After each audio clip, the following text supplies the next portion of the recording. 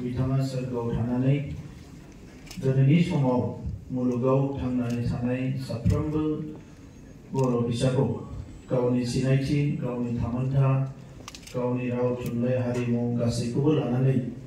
थांनानै थानो थाखाय अराय सम गोहो हरो आरो बोर सारस्रि हरो। আজি আমাৰ বডফা উপেন্দ্ৰনাথ ব্ৰহ্মৰ ৬৯তম জন্ম জয়ন্তী, জন্ম দিৱস। এই দিৱসটো কটন ইউনিভাৰ্চিটিত উদযাপন কৰিবলৈ সুযোগ দিয়াৰ কাৰণে মই বিটিআৰ চৰকাৰৰ হৈ কটন ইউনিভাৰ্চিটিক ধন্যবাদ জনাইছোঁ। আৰু আজি এই কাৰ্যসূচীটো জইনলি অসম চৰকাৰ শিক্ষা বিভাগ আৰু বিটিআৰ চৰকাৰ আৰু কটন ইউনিভাৰ্চিটি একেলগে আয়োজন কৰা হৈছে। আজিৰ এই কাৰ্যসূচীত মুখ্য অতিথি হিচাপে উপস্থিত থকাৰ লগতে এই কাৰ্যসূচীটো ইয়াত সফলভাৱে আয়োজন কৰাত আমাক নেতৃত্ব দিয়াৰ কাৰণে, মাৰ্গদৰ্শন কৰাৰ কাৰণে মই অসমৰ শিক্ষামন্ত্ৰী, দীঘলীয়া সময় অসমৰ জাতীয় জীৱনক লৈ কাম কৰি অহা, বিভিন্ন সংগ্ৰাম কৰি অহা আৰু আজিৰ ৰাজনৈতিকভাৱে অসমক নেতৃত্ব দিয়া আমাৰ সকলোৰে শ্ৰদ্ধাৰ ডক্টৰ ৰনজ পেগু ডাঙৰীয়াক ধন্যবাদ জনাইছোঁ। আৰু আজিৰ এই দিনত মই অসমৰ মুখ্যমন্ত্ৰী ডাঙৰীয়াক ধন্যবাদ জনাব লাগিব। দীঘলীয়া সময় ময়ো নিখিল বড়ো ছাত্ৰ সন্থাৰ সভাপতি হিচাপে থাকোঁতে বডফা উপেন্দ্ৰনাথ ব্ৰহ্মৰ যিটো জন্মদিন ৩১ মাৰ্চ, এইটো ছাত্ৰ দিৱস হিচাপে উদযাপন কৰিব লাগে বুলি দাবী জনাই আহিছিলোঁ। সেই সময়ত না কাউন্সিল গভৰ্ণমেণ্ট না অসম চৰকাৰ কোনো গুৰুত্ব দিয়া নাছিলে। কিন্তু ২০২০ চনত আমি চৰকাৰ গঠন কৰি আমি কাউন্সিলত ঘোষণা কৰিছোঁ ছাত্ৰ দিৱস বুলি। আৰু ইয়াৰ পিছতে আলোচনা কৰাৰ লগে লগে নিখিল বড়ো ছাত্ৰ সন্থাৰ লগত আমাৰ মুখ্যমন্ত্ৰী ডক্টৰ হিমন্ত বিশ্ব শৰ্মা ডাঙৰীয়া, শিক্ষামন্ত্ৰী ডক্টৰ ৰনজ পেগু ডাঙৰীয়া যোৱা ১ বছৰ আগত বডফা উপেন্দ্ৰনাথ ব্ৰহ্মৰ যি জন্মদিন, এইটো অসমৰ ছাত্ৰ দিন হিচাপে ঘোষণা কৰিছে, ছাত্ৰ দিৱস হিচাপে। মই তেখেতসকলক ধন্যবাদ জনাইছোঁ। আজিৰ কাৰ্যসূচীত আমাৰ লগত উপস্থিত আছে আমাৰ বড়ো কছাৰী কাউন্সিলৰ মোৰ আগত বহি আছে তৰেন্দা। তেখেতে ভাষণটো ৰাখিলে খুব আৰু ভালকৈ ক'ব পাৰিলেহেঁতেন, কিন্তু তেখেতে অলপ অসুস্থ কাৰণে আমি তেখেতক ৰখা নাই ভাষণ দিয়াত, কিন্তু তেখেতে উপস্থিত আছে। আৰু বডফাৰ লগত একেলগে কাম কৰা বহুত ব্যক্তি তেখেতক লগ পোৱা ইয়াত উপস্থিত আছে। আমি তেখেতৰ পিছৰ জেনেৰেশ্যন। আজি মই প্ৰথমতে বডফা উপেন্দ্ৰনাথ ব্ৰহ্ম ডাঙৰীয়াক তেখেতৰ জন্ম জয়ন্তীত মই শ্ৰদ্ধা জনাইছোঁ আৰু ভগৱানৰ ওচৰত প্ৰাৰ্থনা কৰিছোঁ যে তেখেতে যাতে আহি থকা সময়ত আমাৰ জনগোষ্ঠীটো আৰু সকলো যিসকলক নিপীড়িত বুলি কয়, পিছপৰা জনগোষ্ঠীবোৰক আগুৱাই যোৱাত সদায় আশীৰ্বাদ কৰে, ইয়াৰ কাৰণে মই প্ৰাৰ্থনা জনাইছোঁ। মই বহুত বেছি দীঘলীয়াকৈ ক'ব বিচৰা নাই। আপোনালোকে সকলো জানে, নৱপ্ৰজন্মৰ বহুতে তেখেতৰ জীৱনীটো হয়তো নাজানিব, কিছুমান কথা ভুল ব্যাখ্যা হয়। এই কথাবিলাকে মই অলপমান টানি পেলাই ক'ব বিচাৰিছোঁ। সকলোৱে গম পায় যে দতমাৰ বৰাগাড়ীত তেখেতে জন্ম পাইছিলে আৰু চিধা কথাত ক'ব গ'লে এটা গৰীব পৰিয়ালত জন্ম পাইছিলে। আৰু গৰীব পৰিয়ালত জন্ম পাই ভাল শিক্ষা গ্ৰহণ কৰিবলৈ বহুত ষ্ট্ৰাগল কৰিছিলে তেখেতে, কাৰণ সেই সময়ৰ কথা য'ত স্কুলবিলাক দূৰ দূৰত আছিলে, আমাৰ কিতাপবিলাক ইমান এভেইলেবল নাছিলে, সকলো দিশৰ পৰাই এটা চেলেঞ্জিং চিটুৱেশ্যন আছিলে। কিন্তু প্ৰত্যেকটো চেলেঞ্জ তেখেতে অভাৰকাম কৰিছিলে আৰু সেই চেলেঞ্জটো তেখেতে একচেপ্ট কৰিছিলে আৰু সেইটো পাৰ হৈ আহিছিলে। আৰু মই বুজাত পৃথিৱীত কিছুমান মানুহ কিছুমান কামৰ কাৰণে জন্ম লয়, তেখেতসকলৰ জন্মই এটা পৃথিৱীৰ কাৰণে ডাঙৰ এটা অৰিহণা। তেনেকুৱা কিছুমান ব্যক্তি বিশ্বত আছে আৰু সেই ব্যক্তিটো আপোনাৰ ওচৰৰ হ'ব পাৰে, দূৰৰ হ'ব পাৰে। আৰু কম সময়ৰ কাৰণে হ'লেও তেখেতসকলে সমাজক বিভিন্ন কামবিলাক কৰি বহুত অৱদান দি যায়, যিটো নেকি যুগে যুগে এই অৱদানবিলাক সমাজৰ ভালৰ কাৰণে ব্যৱহাৰ হয়। বডোফা উপেন্দ্ৰনাথ ব্ৰহ্ম 34 এজ 34 বছৰত তেখেতৰ বয়সত মৃত্যু হৈছিলে 1990। আৰু এতিয়া আমি কেতিয়াবা ভাবোঁ যে এই ইমান কম বয়সত তেখেতে সমগ্ৰ বড়ো জনগোষ্ঠী আৰু লগতে আমাৰ পিছপৰা ট্ৰাইবেল জনগোষ্ঠীবিলাকৰ কথা, ভাৰতৰ সংবিধানত এই জনগোষ্ঠীবিলাকৰ অধিকাৰৰ কথা আৰু এটা সংগ্ৰামটো ফুটৰ বিপৰীতে এটা সংগ্ৰাম আৰম্ভ কৰি সংগ্ৰামটো সফল কৰাৰ কাৰণে লৈ যোৱা কথাবিলাক ভাবিলে কেতিয়াবা অলপ আচৰিত লাগে। অলপ আগতে ডক্টৰ ৰণোজ পেগু ডাঙৰীয়াই কৈ গৈছে যে তেখেতে প্ৰত্যেকটো পৰিৱেশ তেখেতে খৰি কাটি বিক্ৰী কৰা এটা পৰিৱেশৰ কথা কৈছে। আজিও আমাৰ অসমৰ উত্তৰ অঞ্চলত, বড়োলেণ্ড অঞ্চলত আৰু বিভিন্ন অঞ্চলত খৰি বিক্ৰী খোৱা বহুত মানুহ আছে। আৰু সেই সময়ৰ পৰাই খৰি বিক্ৰী কৰি খোৱা যিখিনি গৰীব শ্ৰেণীৰ মানুহসকলে যিখিনি কষ্ট কৰিছিল আৰ্থিকভাৱে, এই কথাতে তেখেতে অকল হৈছে তেনেকুৱা নহয়। ইয়াৰ বাহিৰে এটা জনগোষ্ঠী হিচাপে জীয়াই থাকিবৰ কাৰণে দেশৰ সংবিধানত যি ব্যৱস্থা আছে, এই ব্যৱস্থাবিলাক যথা সময়ত ইমপ্লিমেণ্ট নকৰিলে এটা জনগোষ্ঠীৰ যি আইডেণ্টিটি এণ্ড কালচাৰ, তেখেতসকলৰ ভেলুজবিলাক যে শেষ হৈ যায় আৰু তেতিয়া জনগোষ্ঠীটো অস্থিৰ হৈ যায়, এই কথাবিলাক বডোফাই খুব ভালকৈ বুজি পাইছিলে। আৰু পৰৱৰ্তী সময়ত তেখেতৰ লিখনি, তেখেতৰ বক্তব্য, তেখেতৰ চিন্তাধাৰাত এই কথাবিলাক খুব ভালকৈ আমি বুজি পাওঁ। আজিৰ সময়ত বডোফা উপেন্দ্ৰনাথ ব্ৰহ্ম বড়ো জনগোষ্ঠীৰ কাৰণেতো এটা চ'ৰ্চ অফ ইনস্পিৰেশ্যন। তেখেতে ফাদাৰ বড়োসকলৰ পিতৃ হিচাপে উপাধি দিয়াৰ মাত্ৰই নহয়, যে তেখেতৰ যিখিনি বাণী, তেখেতৰ যিখিনি কোটেশ্যনছ, তেখেতৰ যিখিনি কথা, য'ত অলপ ইউনিভাৰ্চেল আইডিয়াছবিলাক আছিলে, এই কথাবিলাক আমি পিছৰ জেনেৰেশ্যনবিলাক খুব উপলব্ধি কৰিছোঁ। একে আন্দোলন 3 বাৰ হৈ গ'ল, 3টা ফেজত। 87ত বডোফাই ছেপাৰেটেড পলিটিকেল মুভমেণ্ট কৰিলে, ফিৰ 96ত ছেম মুভমেণ্ট আৰম্ভ হ'ল, আৰু 2010ত আমাৰ সময়ত তৃতীয়বাৰৰ কাৰণে আৰম্ভ হ'ল। কিন্তু এতিয়া ডাঙৰ কথাটো হৈছে, সকলো কৈছে যে টেক অফটো বডোফাই কৰি গ'ল, লেণ্ডিংটো বহুত ক্ৰিটিকেল আছিলে, কাৰণ মাজত বহুত টাৰ্বুলেঞ্চ আহিল। আৰু সেই টাৰ্বুলেঞ্চটো ইজি টাৰ্বুলেঞ্চ নহয়। এতিয়া হিচাপ কৰিলে প্ৰায় more than 4,000 মানুহ তাতে মাৰ্টিয়াৰ হৈছে। আৰু এই মাৰ্টিয়াৰবিলাক যিটো হৈছে, যি ঘাও, যি জখম, যি দুখ, কিহৰ কাৰণে মানুহবিলাক মাৰা হ'ল, কিহৰ কাৰণে মৰিলে, কোনে মাৰিলে, আইনে কি কৰিলে, এই কথাবিলাক ভাবিলে এতিয়াও আমাৰ গাবিলাক শিয়ৰি উঠে। কিন্তু আমি মানৱ জাতি হিচাপে সংঘৰ্ষ আৰু নিৰ্মাণ দুইটাও আমাৰ হাততে আছে। আৰু অলপ আগতে আমাৰ মুখ্য অতিথি কৈ যোৱাৰ নিচিনা, আজিৰ সময়টো অকল ঘাওটো আমি শেষ কৰিম সেইটোৱে নহয়, ঘাওটো শেষ কৰি আকৌ আমাৰ যিটো ক্ষতি হৈছিলে বা আমাৰ যিটো গেপ হৈছিলে, সেইটোও ফিল আপ কৰাৰ সময় হৈছে। আৰু যিটো থিয়ৰি অফ কো এক্সিষ্টেঞ্চ, সেইটো অত্যন্ত দৰকাৰ হৈছে। এতিয়া আমি কো এক্সিষ্ট কৰিব লাগে। ভাৰতবৰ্ষৰ যিটো সংবিধানটো আমাৰ 1950 চনত সংবিধান হিচাপে গ্ৰহণ কৰা হ'ল,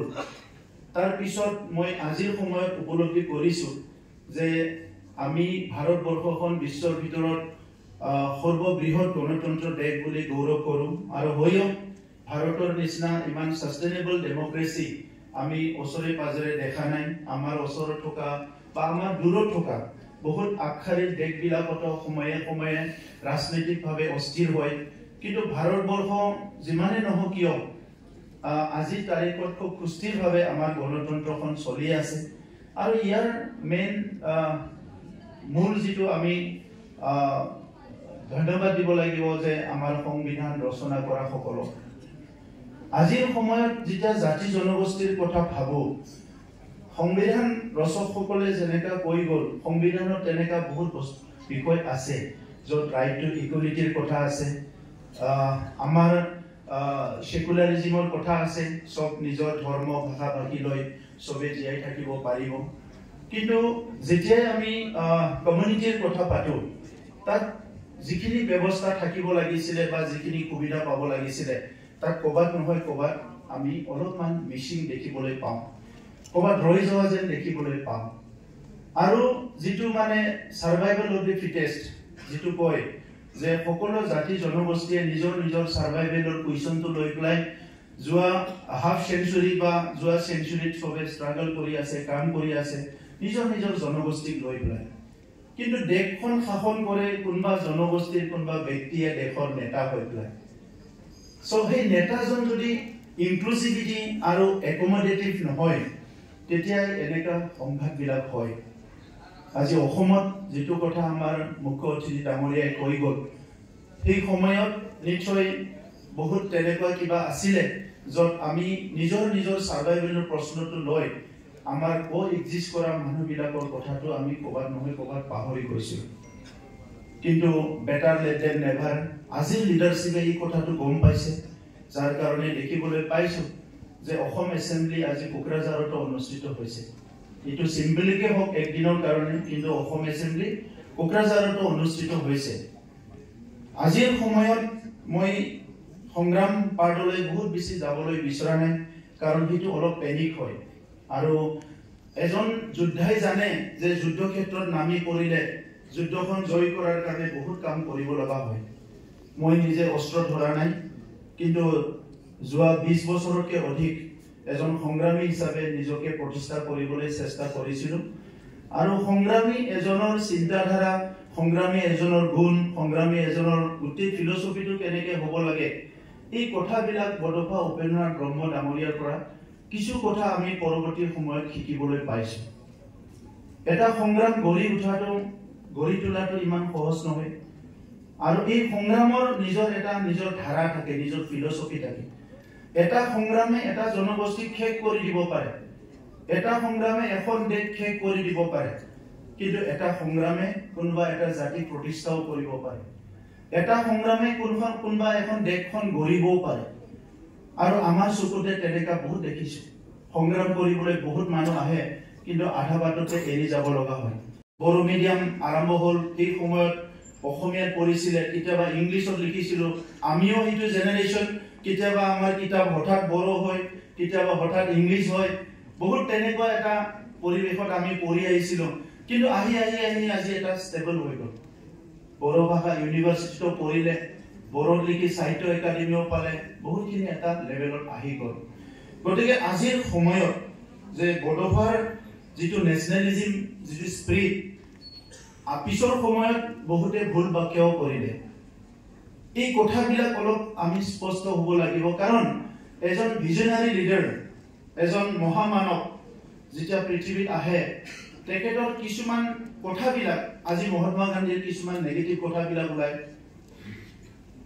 য'ত মহাত্মা গান্ধীক বিশ্বৰ মানুহে একচেপ্ট কৰিছে যে তেখেতে নন ভাইলেন্ট গুৰু বিশ্বৰ বুলি তথাপিতো কিছুমান কথা ভুল ব্যাখ্যা কৰিব বিচাৰে যিটো নেকি একচেপ্টেবল নহয় হ'ব পাৰে মানুহৰ জীৱনত হি প্ৰত্যেকটো কৰা কামটো কাৰোবাৰ কাৰণে গ্ৰহণযোগ্য নহবও পাৰে কিন্তু কিছুমান কথা এইটো আমি চাব লাগিব আজি যিটো জাতীয়তাবাদ নেশ্যনেলিজম কিন্তু বড়োসকলে জন্ম দিয়া বিষয় নাছিলে কিন্তু মাজত কেইবা দশক ধৰি এই জাতীয়বাদটো উগ্ৰ জাতীয়তাবাদ বুলি এটা শব্দ লগাই পেলাই বহুতখিনি ওপৰলৈকে লৈ গ'ল য'ত নেকি যিসকলে এই শব্দটো ব্যৱহাৰ কৰিছিলে তেখেতসকলে ৰিটাৰ্ণ হ'ব পৰা নাছিলে এটা সময়লৈকে আৰু বড়োলেণ্ডত হোৱা প্ৰত্যেকটো ঘটনাটো অলপ নেগেটিভ ভাৱে উপস্থাপন কৰিব বিচৰা হৈছিলে এই কথাবিলাকো ষ্ট্ৰাগল কৰিব লগা হৈছে কোনবা এটা উগ্ৰপন্থীয়ে যদি মানুহ মাৰে তাৰ পাৰ্টিকুলাৰ উগ্ৰপন্থীৰ নামটো লোৱা হয় কিন্তু বড়োৰ যদি কোনবা সশস্ত্ৰ সংগঠনে মাৰে এইটো বড়ো উগ্ৰপন্থী বুলি কোৱা হয় এই কথাবিলাকতো বহুত ক'ব লগা হৈছে এটা সময়ত ক'লে যে বডফা উপেন্দ্ৰনাথ ব্ৰহ্ম যদি সেই সময়ৰ অসম গণ পৰিষদৰ চৰকাৰৰ যদি মন্ত্ৰী এটা দিলেহেঁতেন তেখেতে সংগ্ৰামটো নকৰিলেহেঁতেন এই মন্ত্ৰিত্ব নোপোৱাৰ কাৰণে সংগ্ৰাম কৰিছে বুলিও কেতিয়াবা মই বাতৰি কাকতত লিখনিত লিখাটো দেখিবলৈ পাইছো লিখিছে এনালাইসিস কৰিছে মানে এই কথাবিলাক আমাক বহুত দুখ দিয়ে কিন্তু মানুহৰ নিজৰ নিজৰ চিন্তাধাৰা সবৰ বেলেগ সবৰ ধাৰণাবিলাক বেলেগ এটোটো আমি ধৰি ৰাখিব নোৱাৰো ডেমক্ৰেসি কিন্তু বাস্তৱটো হৈছে যে সংগ্ৰামী সত্তা কোনবা যদি সংগ্ৰাম কৰে এই সংগ্ৰামটো আমি বুজি পাবলৈ চেষ্টা কৰিব লাগিব আৰু আৰ্নল্ড টনবিয়ে কৈছে পৃথিৱীত দুটা শব্দ দি ইতিহাস লিখে চ্যালেঞ্জ আৰু ৰেসপন্স চ্যালেঞ্জটো বহুত চ্যালেঞ্জ আহিছে এই চ্যালেঞ্জটো বড় নেতৃত্বই বড় সংগ্ৰামী সকলে একসেপ্ট কৰিছে আৰু ৰেসপন্সটো হেমতে দিব লগা হৈছে যেটো নেকি অলপ আগতে আমাৰ মুখ্য অতিথিয়ে ক'লে যে বডফা উপেন্দ্ৰনাথ ব্ৰহ্মই কোনো কাৰণত ভায়োলেন্স বিচাৰা নাছিল নহলি তেকেতৰ প্ৰিন্সিপাল মটো হিচাপে লিভ এণ্ড লেট লিভ এই শব্দটো ব্যৱহাৰ নকৰিলে হেতেন আৰু আজিও ভাৰতবৰ্ষৰ ক্ষুদ্ৰ ক্ষুদ্ৰ জনগোষ্ঠী বিলাকে हैरान হৈ আছে যে আমি দেশৰ নাগৰিক হৈ সংবিধান আমাৰ কাৰণে ৰচনা কৰা হৈছে তাৰ পিছতো আমাৰ ভাষা সংস্কৃতি আমাৰ ৰীতি নীতি বিলাক কিয় প্ৰটেকচন নাপায় আজিও ভাৰতত তেনেকা বহুত জনগোষ্ঠী আছে যোনে নেকি আজিও ভাবি আছে কি আমাক কিয় তেনেকা প্ৰটেকচন বিলাক দিব নোৱাৰে আৰু কিয় দিব নিবিচাৰে তো এই কাৰণে এই সংগ্ৰাম কৰা মানুহ বিলাকে সংগ্ৰাম এটা পৰিৱেশে জন্ম দিয়ে অলপ আগতে কোৱাৰ নিচিনা কয় যে সংগ্ৰামটো এটা পৰিৱেশে জন্ম দিয়ে মই কোনো সংগ্ৰামী হ'ব পৰা মানুহ নাছিল আমি বড়ো মুভমেন্টৰ থাৰ্ড জেনাৰেশন আৰু মুভমেন্ট কৰাৰ আগত মই বহুত বাৰ চিন্তা কৰিছো বহুত মাহ চিন্তা কৰিছো যে থাৰ্ড মুভমেন্টটো কৰিম নে নকৰিম আৰু থাৰ্ড মুভমেন্টটো কৰিলে কি কৰিম তাৰ মেইন এজেন্ডাটো কি হ'ব পৃথক ৰাজ্যটো এটা এজেন্ডা হ'ব না কি কি এজেন্ডা হ'ব তেতিয়া আমি ভাবিলো যে সংঘৰ্ষ আৰু নিৰ্মাণ ফাৰ্স্ট মুভমেন্টৰ কি ভাল হৈছে বেয়া হৈছে সেকেন্ড মুভমেন্টৰ কি ভাল হৈছে বেয়া হৈছে আৰু থাৰ্ড মুভমেন্টৰ আমি কি ভাল কৰিম আৰু কি বেয়া হ'ব গতিকে আপুনি বড়ো মুভমেন্টটো সূক্ষ্মভাৱে ষ্টাডি কৰিলে দেখা পাব থাৰ্ড বড়ো মুভমেন্ট যেতিয়া হ'ল 2010 ৰ পৰা তাত সিঙ্গল এৰেষ্ট নাই সিঙ্গল গুলি ফুটা নাই কাৰো পিঠিত এটাও লাঠি পৰা নাই আৰু এন্টায়াৰ মুভমেন্টত মাত্ৰ এটা কেছ ৰেজিষ্টাৰ হৈছে একটা কেছ মাত্ৰ ৰেজিষ্টাৰ হৈছে ইটো মোৰ আৰু গোবিন্দ বসুমতাৰীৰ ওপৰত ৰেল ৰোকৰ কেছ বাকি কোনো কেছ নাই 10 বছৰৰ মুভমেন্ট তাৰ আগৰ মুভমেন্টত বহুত ভায়োলেন্স হৈছে কাৰণ চ্যালেঞ্জ এণ্ড ৰেসপন্স এই চ্যালেঞ্জ আৰু ৰেসপন্সটো আপুনি এভয়েড কৰিব নোৱাৰে এটো এভয়েড কৰিব নোৱাৰে তো এই কাৰণে আজিৰ সময়ত যে আমি যেটো কথা ক'লে 92 চাৰ্টাৰৰ ডিমান্ড বড়োফা উপেন্দ্ৰনাথ ব্ৰহ্মৰ আগত নিখিল বড়ো ছাত্ৰ সন্থাৰ 1 2 3 4 কৰি যিবিলাক দাবী আছিল এই টোটাল দাবীটো হৈছিল 91 আৰু 91ত যেটো আমাৰ মুখ্য অতিথিয়ে ক'লে যে মই সব পঢ়ি চালো তাক ক'বাত বিচাৰিছিল মেডিকেল কলেজ ব্লাড বেংক ক'বাত মানে ৰেডিও সেন্টাৰ এগ্ৰিকালচাৰ কলেজ তেনেকা অল ইনষ্টিটিউশনছ আৰু হিউম্যান ৰিসোৰ্স ডেভেলপমেন্টৰ কাৰণে কিছুমান অনুষ্ঠান বিচাৰা হৈছিল আৰু এই অনুষ্ঠান বিলাক বিচৰা বিলাক যেতিয়া আহি প্লাই এটাও গুৰুত্ব নিদিলে এটা লাষ্টৰ এটা ডিমান্ড আহিল 92 চাৰ্টাৰৰ ডিমান্ড যেটো নেকি সেপাৰেট ষ্টেটৰ ডিমান্ড আৰু বড়োফাই কোনো বিষয়টো মানে কাৰো কাৰণে কনফিউজন এৰি যোৱা নাই তেখেতে নিজৰ লিখনি বিলাকত তেখেতে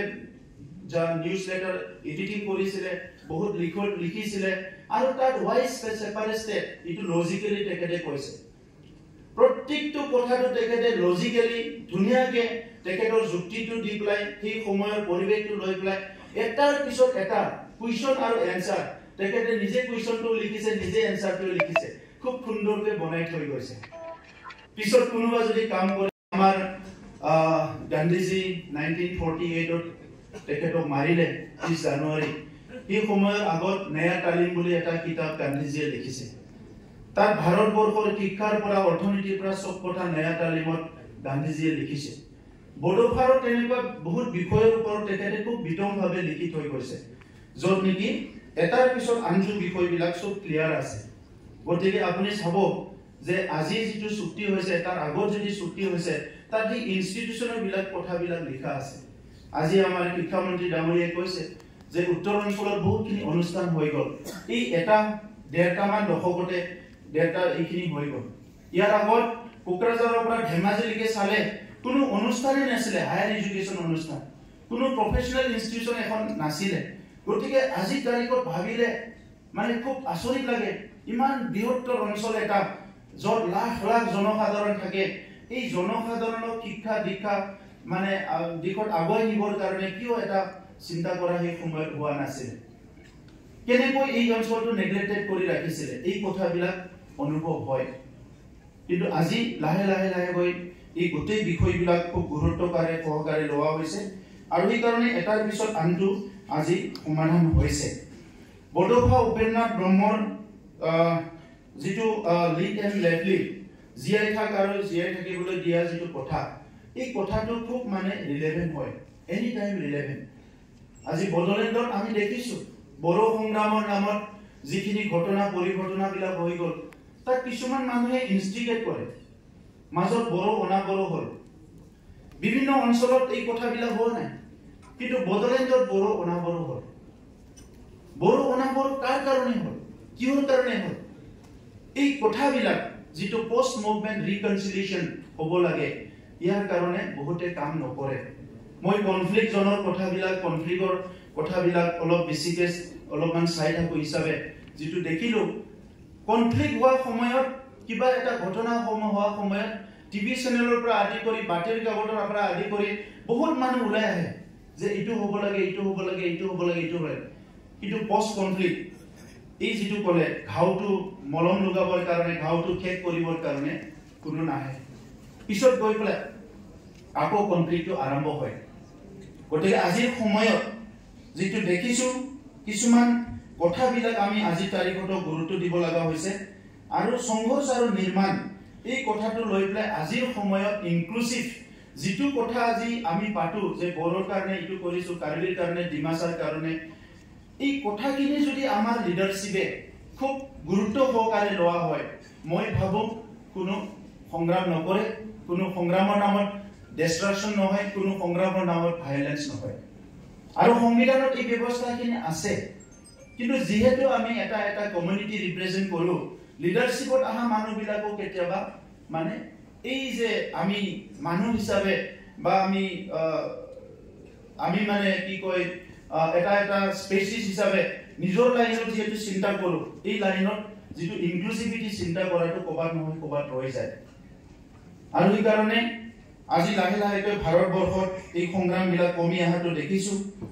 আৰু BTCত আমি যিহেতু ইয়াৰ কাৰণে বহুতখিনি আমাৰ ক্ষতি হ'ল এতিয়া আমি কিছুমান মডেল আৰম্ভ কৰিছোঁ মই যিটো কৈছোঁ যে বড়োলেণ্ড মডেলে পিচ বুলি আমি আৰম্ভ কৰিছোঁ তাত সেই কমিউনিটিজবিলাক আমি যিহেতু নিজে এটা সময়ত অপ্ৰেছ ছাপ্ৰেছ বুলি অনুভৱ কৰিছোঁ নেগলেক্টেড এণ্ড আইচলেটেড বুলি অনুভৱ কৰিছোঁ আজিৰ সময়ত আমাৰ লগত কোএক্সিষ্ট কৰা একেলগে বসবাস কৰা জনগোষ্ঠীবিলাক যাতে এইটো ফিল নকৰে এই কাৰণে আমি কমিউনিটি হেপিনেছ প্ৰগ্ৰাম আৰম্ভ কৰিছোঁ সব কমিউনিটিবিলাকৰ ভিজন ডকুমেণ্ট ওলাইছোঁ কিছুমান মানুহবিলাকে কৈছে যে কিয় কৰিব লাগে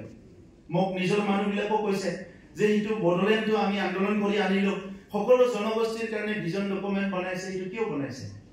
মই কৈছোঁ এইটো মোৰ কাৰণে বনাইছোঁ মোৰ মানুহৰ কাৰণে বনাইছোঁ মোৰ জাতিৰ কাৰণে বনাইছোঁ মোৰ মানুহৰ কাৰণে মই এই পৰিৱেশটো ভাল কৰিব লাগিব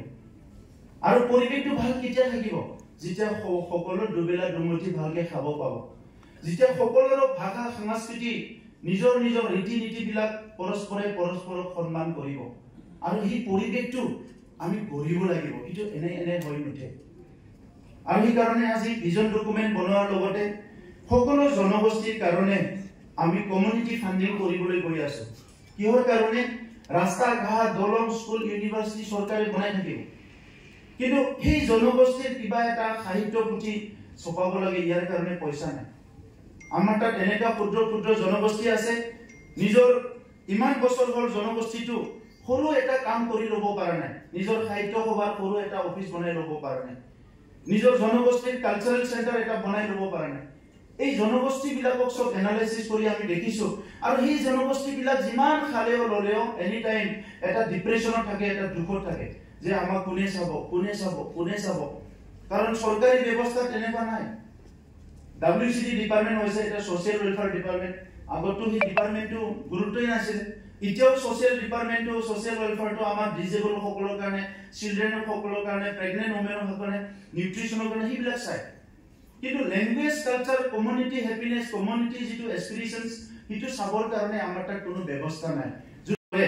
তেতিয়া কামটো আগবাঢ়িব যদি মুখ্যমন্ত্ৰীজন অনুভৱ নকৰে কাৰণ তেনেকুৱা কোনো ডিপাৰ্টমেন্টে নাই শিক্ষা চাব ৰাস্তা চাব গতিকে জনগোষ্ঠী পাৰ্টিকুলাৰলি জনগোষ্ঠীৰ কি হৈছে কি হোৱা নাই ইটো চাবৰ কাৰণে কোনো আজিলৈকে কোনো মেকানিজমে নাই আৰু এই কাৰণে আজি অকল বদলেণ্ডত নহয় মই ভাবো হেতু বহুত ৰাজ্যত তেনেকা সমস্যাবিলাক আছে মই মহাৰাষ্ট্ৰত দেখিছো কিছুমান জনগোষ্ঠী আছে মই নাম নলম তেখেতসকলে দুখ পাব এতিয়ালৈকে তেখেতসকলৰ BA পাস মানুহ নাই ভাৰত স্বাধীনতাৰ 78 ইয়াৰ্ছত BA পাস কৰা এজন ব্যক্তি নাই তেনেকা ট্ৰাইবেল জনগোষ্ঠী লোক পাইছো এটা জনগোষ্ঠী লোক পাইছো লাখ পপুলেশন আছে কিন্তু ইহঁতৰ এতিয়ালৈকে 1 বিঘা মাটিও তেখেতসকলৰ মানুহৰ নামত ৰেজিষ্ট্ৰেচন নাই এতিয়াও এনেকা সমস্যাবিলাক আছে গতিকে আজি এই বিষয়বিলাক বডোফা উপেন্দ্ৰনাথ ব্ৰহ্মই যি কথাক লৈ সংগ্ৰাম কৰিছিল এটা সময়ত মানুহে বুজি পালে এটা সময়ত ইটো উগ্ৰ জাতীয়তাবাদ বুলি অলপ সাইডলাইন কৰিছিল কিন্তু বডোফা যিখিনি কথা ক'লে কাম কৰে তাত গোটেই সলিউশন বিলাক তাতে খুমাই আছিল এটা সেই কাৰণে আজিৰ আমি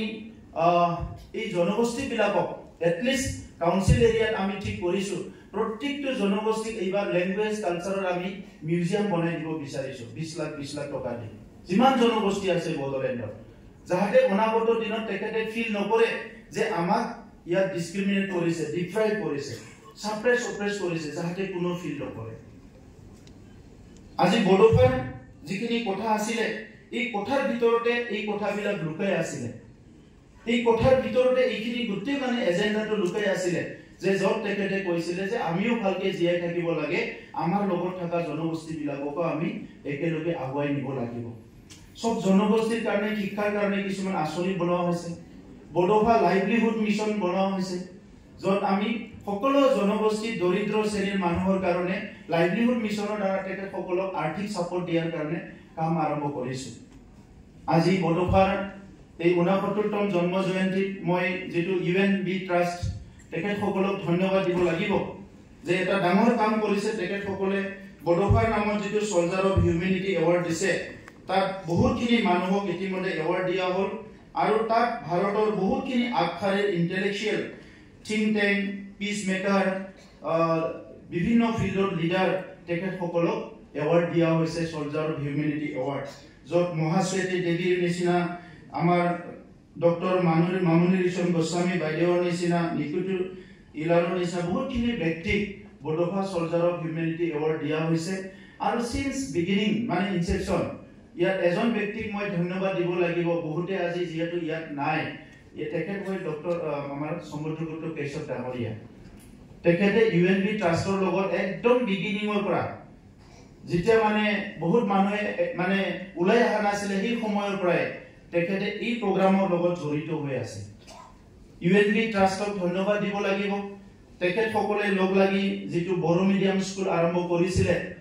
UN একাডেমি বুলি প্লাই ইটো 100 খনতকৈ বেছি হৈ গল স্কুলটো অল অসমত এটা সময়ত বড়ো মিডিয়াম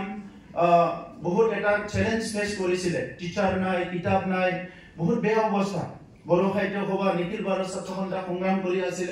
সেই সময়ত এটা কাৰেজ দিয়াৰ কাৰণে যি UN একাডেমিটো কোকৰাঝাৰত আৰম্ভ কৰিছিল আমাৰ উৰ্খাউগৰা ব্ৰহ্ম ডাঙৰীয়াৰ নেতৃত্বত আৰু সেই UN একাডেমিয়ে বড়ো মিডিয়ামত ইমান ভাল ৰিজাল্ট কৰিলে লাহে লাহে গোটেই পৰিৱেশটো আমাৰ ভাল হৈ গ'ল গতিকে আজি মই এই কথাখিনিয়ে ক'ব বিচাৰিছো বহুত বেছি দীঘলীয়া কথা ক'ব বিচাৰিছো ব্ৰহ্মৰ যি ছাত্ৰ দিৱস হিচাপে ঘোষণা কৰিলে ইয়াৰ কাৰণে মই অসম চৰকাৰক ধন্যবাদ জনাইছো আৰু ইয়াৰ লগতে আমাৰ শেহতীয়াভাৱে ভাৰতৰ গৃহমন্ত্ৰী ডাঙৰীয়াই কোকৰাঝাৰত আহি বডোফা উপেন্দ্ৰনাথ ব্ৰহ্মৰ নামত নেশনেল কেপিটেল দিল্লী তেখেতে এটা বডোফাৰ নামত এটা ৰাস্তা ডেডিকেট কৰিছে আৰু অহা 1 মে তাৰিখে বডোফা উপেন্দ্ৰনাথ ব্ৰহ্ম ৰোড যি ৰাস্তা এইটো মুকলি কৰা হ'ব তো হিটোৰ কাৰণে মই ধন্যবাদ জনাইছো আৰু বিশেষকৈ আজি আমি যোৱা বছৰত কিছুমান কাম আৰম্ভ কৰিছিলো ইয়াৰ ভিতৰত এটা আমাৰ তেজপুৰ ইউনিভাৰ্চিটিত বডোফাৰ নামৰ এটা চেয়াৰ ঘোষণা কৰা হৈছিল এটো আমি অপাৰেশনাল কৰাৰ কাৰণে আমাৰ চৰকাৰৰ পৰা এটা দায়িত্ব লম কাম আৰম্ভ কৰিম আৰু এই সময়তে ডিক্লেয়াৰ কৰা হৈছিল বডোফা উপেন্দ্ৰনাথ ব্ৰহ্মৰ নামত এটা ৰিসাৰ্চ কৰাৰ কাৰণে আমি আমাৰ তৰফৰ পৰা ফেলোশ্বিপ দিয়া হ'ব গতিকে এই বছৰ আমি 10 জন ষ্টুডেন্ট তেজপুৰ ইউনিভাৰ্চিটিত ফেলোশ্বিপ দিয়াটো আৰম্ভ কৰিম যাতে ৰিসাৰ্চৰ কামটো আৰম্ভ হয় আৰু আজি বিশ্বখনত সকলোকে প্ৰয়োজন বিষয়টো হৈছে শান্তি কেতিয়া ক'ত যুদ্ধ হয় কেতিয়া ক'ত সংগ্ৰাম হয় কেতিয়া ক'ত জাতিগত সংঘৰ্ষ হয় ইয়াৰ কোনো গ্যাৰান্টি নোহোৱা হৈ গৈছে এতিয়া মণিপুৰত আমাৰ দুটা জনগোষ্ঠীৰ মাজত সংঘাত হয় আজি প্ৰায় 2 বছৰ হ'বলৈ গৈ আছে সংঘাতটো শেষ হোৱা নাই লাহে লাহে বহুত কাম বিলাক হৈছে এতিয়া লাহেকৈ সংঘাতটো শেষ হৈ আহিছে আৰু এতিয়া বিভিন্ন ঠাইত তেনেকা পৰিৱেশ বিলাক আকলিত হ'বলৈ মানে চান্স থাকে বিভিন্ন কাৰণত এই কাৰণে আহি থকা প্ৰজন্মক শান্তিনো কি এই কথাটো জানাৰ কাৰণে আমি বড়োলেণ্ডত এটা প্লেনিং কৰি আছো কাৰণ বড়োলেণ্ডটো প্ৰায় 30টা 40টা বছৰৰ কাৰণে এটা ডিস্টাৰ্ব এৰিয়া ভাইলেন্ট এৰিয়া বুলি এটা সবে জনাজাত হৈছিল আজি 4টা বছৰহে আমি শান্তিৰ পৰা আনিছো আৰু হেতু সাস্টেইন কৰাৰ কাৰণে আমি সকলো ইয়াত জড়িত হ'ব লাগিব বহুত সময়ত যেতিয়া শান্তি থাকে আমি পাহৰি পেলাও যে যেহেতু হিউম্যান বিং মানুহ যেহেতু শান্তি প্ৰিয় শান্তিটো এনেকা অটোমেটিক্যালি হ'ব লাগে বুলি ভাবো কিন্তু শান্তিৰ মাজে মাজে কেতিয়াবা যে আমাৰ বিভিন্ন কাৰণত অশান্তিৰ কিছুমান পৰিৱেশ আহে কিছুমান সংগ্ৰাম আহে কিছুমান এনেকা চ্যালেঞ্জ আহে যেটো আপুনি ৰেসপন্ড কৰিব লগা হয় সেই সময়ত যেতিয়া শান্তিৰ কথা ক'বলৈ মানুহ নোৱা হয় আৰু যেতিয়া কনফ্লিক্ট জনত মই দেখিছো যিমান শিক্ষিত মানুহ থাকক যিমান ডাঙৰ ধৰ্মগুৰু থাকক হিও কোনবা এটা গ্ৰুপৰ হৈ পেলাই থিয় দিয়ে সেই সময়ত যে শান্তিৰ বাণী দিলে ধৰ্মগুৰুজন হি মাজত আহি থিয় দিব নোৱাৰে হি কোনবা এটা গ্ৰুপৰ হৈ থিয় দিয়ে মই হিটো নিজৰ চকুৰে দেখা পাইছো তো এই কাৰণে আজিৰ শতিকাত মই ভাবো যে যেটো পিস শান্তিৰ বিষয়টো গোটেই পৃথিৱীত লৈ যাব লাগিব আৰু বড়োলেণ্ডত আমি আপ্ৰাণ চেষ্টা কৰিছো যে যি আমাৰ আদিবাসী বড়োৰ মাজৰ সংঘাত হৈ গল এটা ৰিকনসিলিয়েশনটো আমি আৰম্ভ কৰিছো তেখেতসকলক ৰিহেবিলিট কৰাৰ কাৰণে আৰম্ভ কৰিছো মাইনৰিটি লোকৰ সংঘাত হৈ গল তেখেতসকলক আমি ৰিকনসিলিয়েশন আৰম্ভ কৰিছো যাহাতে পুনৰ ইয়াত হ'ব নোৱাৰে নহলে আজি নিৰ্মাণ কৰা ঘৰ যেটো অশেষ কষ্ট কৰি সংগ্ৰাম কৰি নিৰ্মাণ কৰা যেটো ঘৰ অহাকালি আকৌ ইটো ধ্বংস হ'ব ৰাতাৰাতি সংঘাতৰ কাৰণে ডিসপ্লেস হয় কিমান মহিলা কিমান শিশু মানে ইমান মানে কষ্ট থাকিব লগা হয় এই কথাবিলাক আমি আজিৰ সময়ত সিৰিয়াসলি ভাবিব লাগিব ৰাস্তা দলং বা বিভিন্ন ইনফ্ৰাষ্ট্ৰাকচাৰ কথাটো ভাবিছে ঠিকই আছে আজি সিভিলাইজেশনৰ ইটো এটা দৰকাৰ বিষয় কিন্তু এট দ্য সেম টাইম যদি হিউম্যান বিং মানুহ যদি পিস নহয় মানুহ যদি শান্তি নহয় মানুহ যদি এটা কমফৰ্ট ফিল কৰা নাই সিকিউৰ ফিল কৰা নাই নিজৰ আত্মসন্মান আত্মগৌৰৱটো লৈ জীয়াই থাকিব পৰিৱেশ এটা যদি আমি ফিল কৰা নাই এনি টাইম সংঘাত হ'ব পাৰে এই কাৰণে বড়োলেণ্ডত আমি ইন্টাৰনেশনাল বডোফাৰ নামত বডোফা ইন্টাৰনেশনাল স্কুল অফ পিস এটা আৰম্ভ কৰিবলৈ গৈ আছো য'ত নৰ্থ ইষ্টৰ প্ৰথম নৰ্থ ইষ্টৰ কাৰণে কিন্তু এটা বিশ্বৰ মানুহে যাতে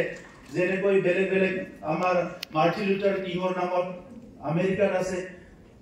ফিলিপাইনছত আছে বিভিন্ন কান্ট্ৰি বিলাকত য'ত কনফ্লিক্ট হৈছে সেই বিলাকত আজি এই কাম বিলাক আৰম্ভ কৰিছে আৰু আমাৰ স্কুল কলেজ ইউনিভাৰ্চিটি বিলাকত আহি থকা জেনেৰেশ্যনক যদি পিছৰ কথা নকয় শান্তিৰ কথা নহয় নকয় অশান্তিটো এনি টাইম হ'ব পাৰে গতিকে বডোফাক পুনৰ মই শ্ৰদ্ধা জনাইছো আৰু এবাৰ কটন ইউনিভাৰ্চিটি আজি এই সুযোগটো দিয়াৰ কাৰণে ধন্যবাদ জনাইছো মিডিয়া আমাৰ গুৱাহাটীত আসাম মিডিয়া ট্ৰাষ্ট ৰূপনগৰত এটা